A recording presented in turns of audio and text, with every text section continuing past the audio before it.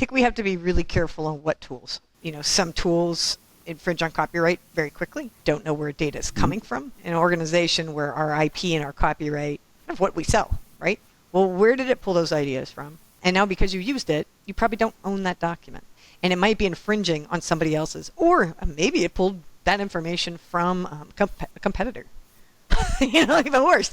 And another company that I compete with sees their paragraph in my document. Well, how'd you get that? Oh, I used AI. Well, that's a problem. I'm going to sue you. Wait, is this whole book just a bunch of stuff he ripped off and strung together? If the original writers, or worse, their fans, ever saw this, there'd be a frickin' riot online. A new ISE program, Cisco goes deeper into MDEP and where AI belongs in your meetings. All that and more next on AV Week. This is AV Week, episode 737, recorded Friday, October 3rd, 2025. AI Excellence. This is AV Week, your weekly wrap-up of the biggest news and stories in the AV and IT world. This week, we've got new programs at Integrated Systems Europe, Cisco announcements from WebexOne, and another round of acquisitions. Let's get into it. Cisco is doubling down on artificial intelligence across its collaboration portfolio. The company has rolled out a new generation of AI-powered tools for WebEx devices centered on the latest Room OS platform. Now, the updates, including real-time meeting transcription and summaries, automated camera framing, and AI noise removal, also is included. Cisco says the goal is to reduce meeting fatigue while improving accessibility across hybrid work environments. In addition, the refreshed Room OS integrates tighter device and workflow management, giving IT admins more visibility and control from a single dashboard. Cisco is positioning this as part of its push to make collaboration, quote unquote, smarter, simpler, and more secure. Cisco putting AI directly into the Room system itself, not just into the cloud. Now, that could have major implications for device procurement strategies and how campuses and enterprises design future conference spaces. We will cover more of Cisco and the WebexOne conference later in the program. Integrated Systems Europe, ISE, already the world's biggest pro AV show, is branching out with a standalone event focused on creative leaders. The new conference, called Spark, is set to debut next year at ISE 2026. It will highlight experiential design, storytelling, and content innovation. Organizers describe Spark as a complement to the main ISE show, tailored for professionals in creative technology, live events, and brand experience. What makes this noteworthy is ISE's recognition that AV is no longer about hardware. Increasingly, end users want immersive experiences that connect technology with narrative. Spark looks to convene designers, producers, and technologists in one dedicated forum. This signals that industry groups are broadening their focus to include the creative side of deployments. This includes digital signage all the way up through immersive learning environments or labs. Canadian broadcast solution provider Ross Video has acquired iOversaw, a company specializing in cloud-based graphics and workflow tools. The move strengthens Ross's portfolio in real-time graphics, virtual production, and broadcast automation. Ross says iOversaw's technology will integrate with its existing live production platforms, giving broadcasters and content creators more flexibility in moving workflows to the cloud. Now, this continues a trend of consolidation in the broadcast tech sector, where vendors are racing to offer end-to-end ecosystems spanning hardware, software, and cloud services. Finally, another acquisition in the integration side. AVDEX has acquired CCS New England, expanding AVDEX's reach into the northeastern U.S. market. The deal adds regional scale and resources at a time when integration firms are looking to build national and, quite frankly, global footprints to better serve enterprise and education clients. For end users, it means tighter service networks, and potentially more standardized offerings across geographies. That's your AV News. Stick around for this week's roundtable discussion where we will look into the Cisco announcements from WebexOne, as well as a partnership with Jabra and Huddly. This is AV Week. All right, welcome back. Now we bring in our fantastic roundtable with us to discuss the stories that we have gathered this week. First and foremost, Kelly Teal, welcome, ma'am. Thank you. Thank you as always for having me. Absolutely, good to see you. Also with us is Kristen Bedwell. Welcome, ma'am. Thanks so much, Tim. Well, happy to be here. Absolutely, thank you. And last but not least, Mr. Jason Haney, all the way down in Texas way. Welcome, sir. Thank you, sir. Happy to be here. Our first story, honestly, you can just Google it. Cisco WebexOne. The story we're using is from UC Today. You could get it from our friends over at Rave. My buddy Steph Beckett was at WebexOne. You can go wherever. But the first and biggest thing is Cisco is partnering with Microsoft and NVIDIA to elevate how meeting rooms operate, bringing powerful AI and edge computing directly into devices rather than relying solely on the cloud. Their collaboration centers on Microsoft's device ecosystem platform, or MDEP, which offers a unified, secure foundation for meeting room hardware to run Teams and WebEx features. Honestly, that is the biggest thing that came out of it. Cisco's also got some AI-driven note takers and some other stuff, but really the biggest thing here is Cisco becoming one of the biggest companies, or not, if not the biggest company, that has joined the MDEP program. We're going to start with Jason here, as he is our resident end user. From your perspective, I guess we should ask: do you guys use Cisco? Do you use any Cisco products? Okay. We use Cisco networking, but not Cisco teleconference or anything. Not Cisco Telecom. Okay. So that actually gives you a really unique perspective. From the outside looking in, what to you was some of the more interesting things to come out of WebexOne? I haven't got a chance to look at a lot of the things that came out. To be honest, it's been a hectic week, to say the least. But the article you shared, I mean, it's got a lot of potential for sure. I know every UC platform out there has some AI built into it to some level. We're using people counting in the room for some meetings through Zoom, making sure people aren't using big conference rooms for 1 to 2 people meetings, trying to get stats on that, stuff like that. So, AI is the future. It's going to run everything here pretty soon. So, seeing how it's being integrated into the UC side of things in the AV world is exciting. Looking forward to seeing how things keep rolling and progressing for sure. So. Kristen, same kind of question from you and Kelly both are designers. So from a design standpoint, what were some of the more interesting things to come out of Cisco this week? They're hitting on some key points, which I'm happy to see. So something that the AV industry has not been very good at is security and making sure that these systems are secure. It's kind of a much afterthought and only when something goes wrong.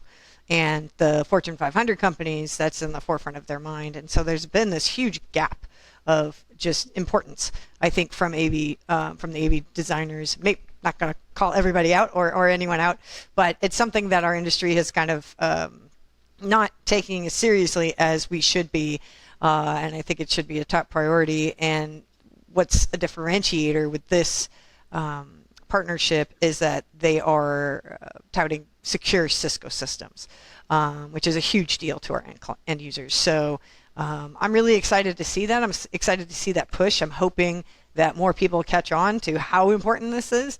I'm really excited about this partnership and what it can do. Kelly, same kind of question is what did you glean out of Cisco's announcements this week? So they have this agentic AI and connected intelligence concept, right? So they're trying to push AI further into WebEx with like a set of agents that don't just assist but also act.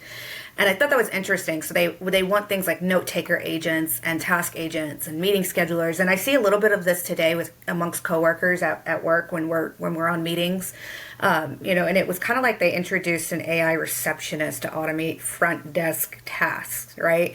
And these agents are meant to bring and integrate with these existing systems. So like, I think it was Microsoft 365 Copilot and Salesforce, and aside from that, the upgrades to the Room OS was like a highlight for me because they have another feature like the what was it, the AI controlled audio zones. So to focus the mic pickup in selected areas, which are all, these are all good things, but at the end of the day, if you're not using their product, it's a moot point. And they also had some calling and voice innovations that I picked up on, and their focus for AI, and for the CX and EX customer experience and employee experience for anybody that doesn't know the abbreviation. Many of these sessions had emphasized on how AV can be woven essentially into both customer facing and internal collaboration workflows. So, the narrative had shifted from AI and humans to AI as a collaborator, coworker, and workflows. And I just thought that was interesting because that's touching on something that I feel like I'm already seeing in this industry on both my side as a designer and then also on the end user side. And I think overall, I think what they're trying to drive here is they're trying to say, okay, well, we've got these updates that highlight AI controlled audio pickup zones, and we've got this spatial audio and smart soundscapes, and I think there's just something that they're just trying to emphasize on, I should say. But I thought it was just interesting that they had all these AI assisted commissioning and diagnostics that they introduced, and I'm kind of curious to see how that works and if there's any downside to it. This actually, we can wrap this whole show around what exactly we want and need out of AI. I'm just going to reference the second story and then come back to you, Kristen, for a second, because the second story that we're going to do is Jabra and Huddly. They've got a collaboration here. The Jabra side is the audio side. The Huddly side, though, is AI cameras and AI features inside those cameras. Kristen, you referenced something there, though, that is going to, I'm going to get in trouble for, which is fine, and that is the security question. And here's where I'm going with this. Security needs to be a paramount concern in our industry. Absolutely. Without question, it is going to become more and more, if it hasn't been. It is an ask, especially in certain segments. Jason works in the financial services sector, so certainly in there. That coupled with AI questions and AI features that certain segments of the customer base is asking for. There is a danger here. There is an exposure here, because once it leaves the premises, then the integrator no longer has control. The integrator no longer has, and neither does the client, they don't no longer have control of that information. Now we're relying on a second, third, or fourth party. So, Kristen, we'll start with you with this very difficult question is, how do we balance the want, need, and desire of leveraging some of these AI tools with the absolute need and desire to make sure that our systems are secure? I think we have to be really careful on what tools. Okay. I think unified security for all devices is required. I think some tools infringe on copyright very quickly. You don't know where data is coming from. You don't know, and I think on a organizational level, you have to have those conversations internally as well, because I may not use AI for certain things because I know that there's copyright infringement possibilities. I know that there's legal implications. I know if I use AI to build something that I don't own it, and in an organization where our IP and our copyright is kind of what we sell, right? That's a huge problem. Yeah. So if I use AI for anything that I create, I probably don't own it anymore. And that's not just an issue for me, but that's an issue for our design team. That's an issue for our architects. That's an issue for the AEC industry as a whole. Where did you pull this information? That's an issue for your client too. Exactly. So I think it's very important to internally discuss those implications with your entire team, have them understand that, because I could see a lot of people using AI for a tool to make something simple, right? And you're like, oh, there's no harm in that. It's going to help me write a document. Great. It's going to give me ideas that I can make this document better. Great. Well, where did it pull those ideas from? And now because you used it, you probably don't own that document. And it might be infringing on somebody else's. Or maybe it pulled that information from a competitor. Like the worst. And another company that I compete with sees their paragraph in my document. Well, how'd you get that? Oh, I used AI. Well, that's a problem. I'm going to sue you, And so I think there's so many issues with it it's a very difficult question, Tim. I don't really have the answer. I think just really understanding before any company really dives into using tools, what are you using the tool for? What purpose is it serving? And is it going to push out deliverables with me? Is it going to collaborate with me to do deliverables? That's where I think it really gets sketchy. And then where does my data go? So if I'm using AI and I'm creating something for a client, now AI has all my data. So now I can share it with everybody else. And so that's the scary part too, is, we sell our brains, right? Consultants sell our ideas and brains. And so now I'm just giving that away to AI universe, to the cloud, and and now has all that information. So yeah, it's really, really tricky. Internally we talk about AI and what not to use it for, what not, we are very restrictive at our company for that. So yeah, it's a tough question. Kelly, same question is how do you work with and lead your customers down the road of them wanting AI, certain aspects of AI, but also making sure that their systems are secure? First and foremost, I just had this conversation yesterday, actually. We're working with a confidential client, and the first thing we do is user training and policy, right? So I have such a stick in my side about this, because a lot of people go, oh, well, they promise they're going to delete the data if you request deletion. I don't think so. I mean, we educate our users on what is safe to discuss or show with even if it's an AI recording, and from our side, we essentially come here and label rooms as sessions where AI is active, or we encourage users to essentially avoid sharing proprietary files with AI tools. That's the biggest thing we do first.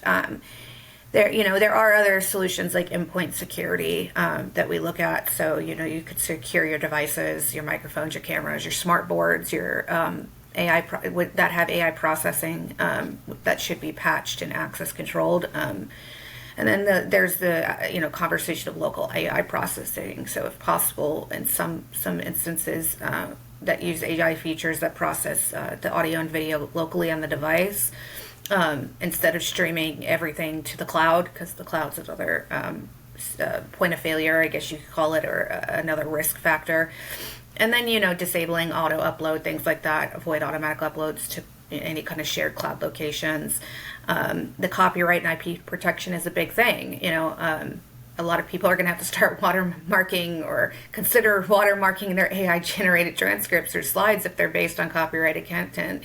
And then we also have to have that policy enforcement. We got to define the rules for what copyrighted materials can be used in meetings where AI recording happens. It's something that I don't know if people are back-checking these things and before they're using them or speaking on them. And there's different ways you can go about the security. You could have more data access and storage controls. You could do AI model and API security. Those are all for us on the back end, but it all comes down to, in my opinion, just user training and having an understanding of what you're using, where you're using it, where it's coming from, back checking, and making sure that you're not putting yourself in a situation to have legal implications. And I don't know if right now, because AI is so new, I feel like that's what we're driving the most, is making people understand this is all user training, and this is going to come down to how you use it. From there, we have plenty of ways we can secure, and make it more secure. But we really need to get people who are new to AI understanding that this is how you should use it, and this is how you should not use it. And I think that's still a very major point of contention right now.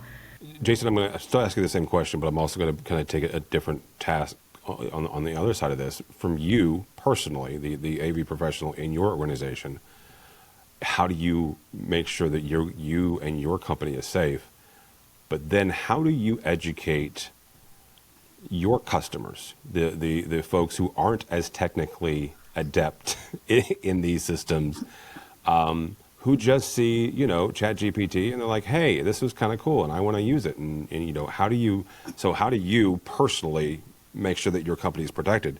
Then how do you educate the folks who aren't as educated? Thankfully, a lot of that doesn't rely just on my shoulders. we have a team that is centered around nothing but AI. AI Center of Excellence. That is their job. They're the ones vetting with our third-party risk team what products are safe, what platforms are safe, how the data is being used, where the data is going, who owns the data. AI, when it first kind of hit the market, everyone tried to start using it, and there were security concerns and data protection concerns, and it ended up being everything got shut off for a little bit via network traffic blocks, so that you couldn't leverage those technical tools until we could take the time to vet them as a company. Some of the note takers are a big topic right now. Everyone wants a note taker in their meeting. They want the summaries. They want the meeting summaries. They want the, take this hour and a half long meeting and tell me the key points. Totally understand the use case, back the use case 100%.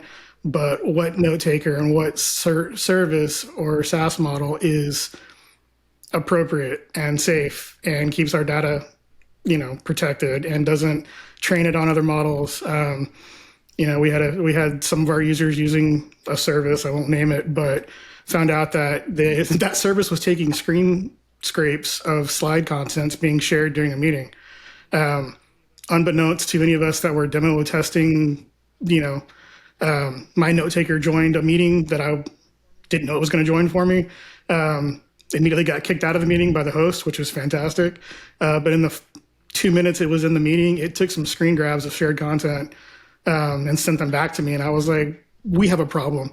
Called our security team, called our third-party team. I was like, hey, we got to work on a blocker right now. This is out of hand. So data protection, we're a financial services company. So we're dealing with financial data. We're dealing with financial customers. And it's not just us, it's their data as well. So keeping everything secure, keeping everything locked down as much as possible has definitely been a high priority topic. We operate in kind of a zero trust model. Nothing is safe until we have vetted it. So, yes, there are great tools on the market. Some of them just aren't safe and we can't use them. And we have to tell our end users we can't use them because of X, Y, and Z reasons. But as we test, as we develop, as we grow as a company, we're starting to leverage more and more AI. So ChatGPT has been a really big one. So the company just got it, to say the least. We were doing it for a while, but finally they released it for the entire company to use.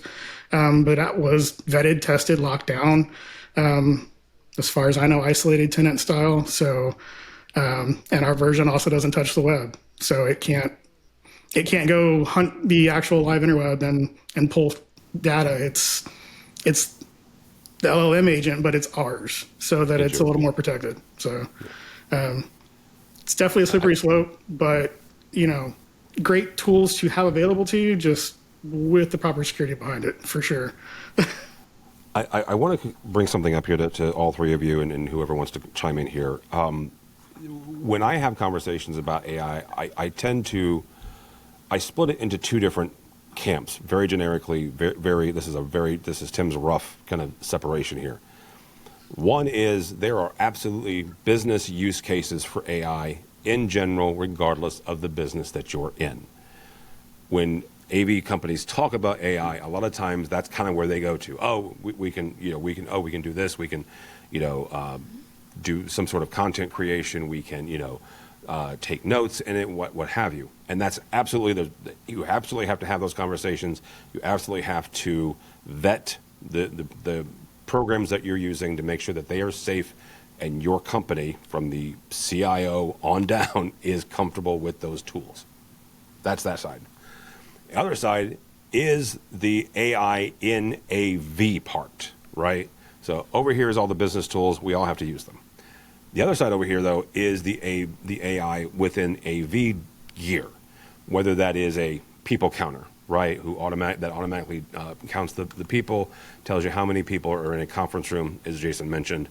That way, 3 people aren't using a conference room that's built for 20, right? And that gives him that information. Other parts of that, though, are things like dynamically gating certain noises and certain parts of conference rooms. There are 2 or 3 companies out there right now that are leveraging AI to filter out, let's call it business or meeting noise, right? Whether it's somebody clicking their pen or ruffling chips and stuff like that. There are a couple of folks that are leveraging that. Those are typically kind of self-contained. Then you've got the edge folks that are pushing their information out to the web for processing in the cloud, and doing things with that information, doing things with that signal off-prem. All right. Does anybody have a use case or a best practices when we're talking about the AV part with AI, of making sure either A, it's either on-prem, or B, this is how we vet any information that goes out to the cloud and then comes back into our system, like making sure that they're treating that information properly and not screen grabbing or, taking the audio and, I don't know, recording it and keeping it in the background somewhere for use later. For me, personally, when I'm looking at new stuff, I am quicker to try to adopt something where I know the AI agent is living in the device on my network. Okay. In-house processing, in-house, review, the Cisco stuff from the other article. If they're doing all of that processing in the actual on-prem device, then it's a lot quicker and a lot easier to get permission for said devices, when we can guarantee, or at least from the manufacturer side, guarantee that no, that's all happening in the box. It's not getting sent back to wherever it came from. The box is doing everything for you. Great. We can leverage more of those features. The minute we hear, no, the data goes offsite to process, red flags go everywhere. So, is that a hard, fast no, Jason, or is it there's just another step to verify? Another step to verify. So, okay. At least in our processes that we've built. Yeah. So if we find out data is being sent offsite at all, if it's leaving that device, then it's going to have to get vetted. It's going to have to go through third-party risk assessment. It's going to have to go look at all the reports for SOC 2 compliance and everything else. So there's going to have to be a lot of checks and balances. If we can guarantee the device lives, or the processing and analyzation is happening inside the actual box itself, much easier to turn on features, much easier to leverage that kind of stuff, where if, say, the Cisco stuff, if it's doing the intelligent, room analyzation inside the device, then great. That's great data to have. It's for an end user, that's even better, because I can look at it and go, oh, I've got plenty of holes in that conference room I need to go plug. Hey, integrator, let's have a conversation. So, but if it's taking that data and taking room grabs and taking images and stuff like that and sending it somewhere else, well, now we got to have another talk. So, yeah, and that's also what I was talking about with local processing. So aside from the user training and having an understanding, which I'm going to hone in on, because I can't tell you many people truly do not know how to safely use AI, and we have to have literal company cybersecurity trainings on this because of that. And one of the safest ways, as you said before, to use the AI in conferencing and from a security and copyright perspective is, and we record not we, but like everybody in general in this industry records, and AI processing does happen locally on the device instead of in the cloud, which is another point that I want to hone in on is, if you do everything locally and processing's done locally, not in the cloud, you have less risk. You just mitigate most of those risks associated with that data exposure and the intellectual property leakage or regulatory issues. If we can promise that, and the data, like you said, does not leave the device, and those recordings and those transcripts, the risk of interception or unauthorized access is minimized, but we also reduce an attack, reduce attack surface, right? So cloud servers and APIs are common targets for hacks, especially in this industry for some reason, and they, keeping anything local is going to also cause that to be a risk. We just need to look at this from a simplified compliance, or internal corporate policy often requires, restrict control of that sensitive content. I'm actually very impressed that you have a department just for that. That's impressive, and I think more companies need that. And I think those considerations and limitations need to be something that we talk more about, especially with storage limits and backup and collaboration, for sure. Yeah, I feel like, absolutely, totally agree. I feel like from a design and consultant standpoint, It's a conversation that needs to be had up front while during schematic design or even studies, talking to IT departments specifically, making sure that the products that we're specifying or plan to specify are secure. Something to keep in mind for manufacturers as well, that this is something that we look at. And I think this industry has pushed AI, use AI, right? Throw it in, or else you're gonna, you sink or swim. Use AI, and unfortunately, not all manufacturers are taking security into account. So it's not just, okay, great, you have an AI app with your product. Is it secure? Can I actually use it, or is it going to cause more issues, more harm than good by using your product? So kind of a twofold. It has to be a secure device, and the end user has to feel comfortable with it and all of its capabilities. Here is the last thing I'll say on this. I think that the industry as a whole has jumped on board and grabbed AI with both hands, right? Absolutely. I only wish that they would be as excited about the security side as they have about the AI side, because they have certainly not. And that is a huge vulnerability, and I use that term on purpose, a huge vulnerability for our industry. That there are some manufacturers who take it seriously, and they've got some really great tools.